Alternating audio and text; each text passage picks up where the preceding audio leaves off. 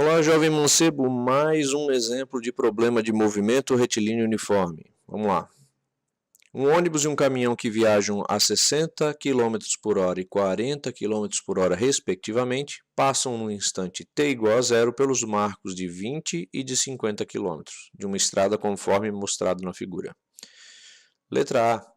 Por que o ônibus e o caminhão podem ser tratados como partículas? Bom, a cerne de todo o estudo do movimento é tratar os corpos como partículas, porque nós estamos nos preocupando apenas com o movimento dos corpos e não com o motivo pelo qual eles se movimentam. Então, a massa, a forma, tudo que implica por que o corpo se move não nos interessa, apenas o fato de estarem se movimentando. Nesse caso, a gente pode tratar como partícula qualquer corpo, porque a gente só está interessado na descrição do seu movimento. B. Escreva as equações horárias para o ônibus e para o caminhão. Bom, para fazer isso, vamos começar pelo ônibus. A gente precisa da equação horária da posição, S igual a S0 mais V vezes T. O marco inicial nesse tempo igual a zero é de 20 km e a velocidade de 60 km por hora. Então eu só substituo os valores no respectivo, na respectiva variável conforme está mostrando aí na tela. Para o caminhão a mesma coisa, só que a posição inicial dele é 50 km e a velocidade 40 km por hora. Calcule o instante de tempo para o qual o ônibus passa pelo marco de 50 km. O interessante da função horária da posição é que você pode usá-la tanto para descobrir em que posição o corpo vai estar em determinado instante, ou saber em determinado instante aonde o corpo vai estar.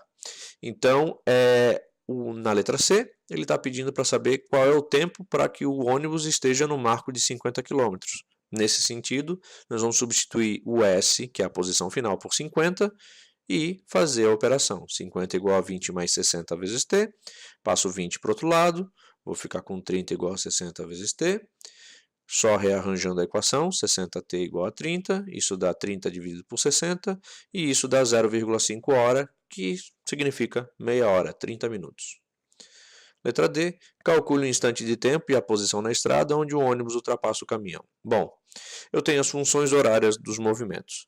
Isso significa dizer que eu tenho que prestar atenção à solicitação dele. Calcular o instante de tempo e a posição na estrada onde o ônibus ultrapassa o caminhão. Quando o ônibus ultrapassar o caminhão, eles estarão necessariamente na mesma posição, que é o momento que ele vai fazer a ultrapassagem.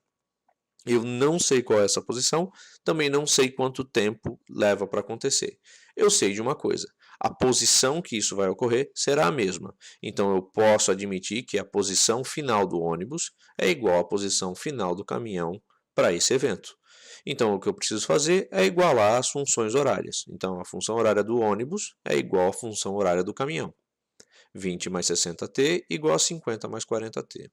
Toda vez que você tiver uma situação em que você não sabe a posição e o tempo, mas o problema está solicitando que você indique qual é o tempo ou a posição, você pode fazer essa comparação, igualar essas posições ou às vezes igualar os tempos.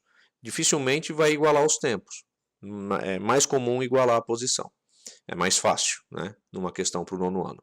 Pois bem, então continuando, a gente passa o 40t para o outro lado, passa o 20 para o outro, isolo o t, fazendo a operação, então vai ficar com 20t igual a 30, t igual a 30 sobre 20, isso vai dar 1,5 horas, ou seja, 1h30. Então vai levar 1h30 para o ônibus atingir a mesma posição que está o caminhão. Qual é essa posição? Bom, basta eu pegar, visto que é a mesma posição para os dois, basta eu pegar o tempo de 1h30 e substituir em qualquer uma das funções horárias. Eu vou pegar do caminhão, por exemplo, então 50 mais 40 vezes 1,5, isso vai dar 50 mais 60, e isso vai dar uma posição de 110 metros. Se você quiser verificar se está correto, basta você pegar a função horária do ônibus e substituir por 1,5 hora no lugar do t. A resposta tem que dar 110 metros. Se não der, ou você fez a conta errada, ou tem algum problema na sua resposta. Tá? Mas a resposta já confere, é 110 metros mesmo, então basta você fazer a substituição na função horária do ônibus para confirmar. E aí, Está encerrada a questão.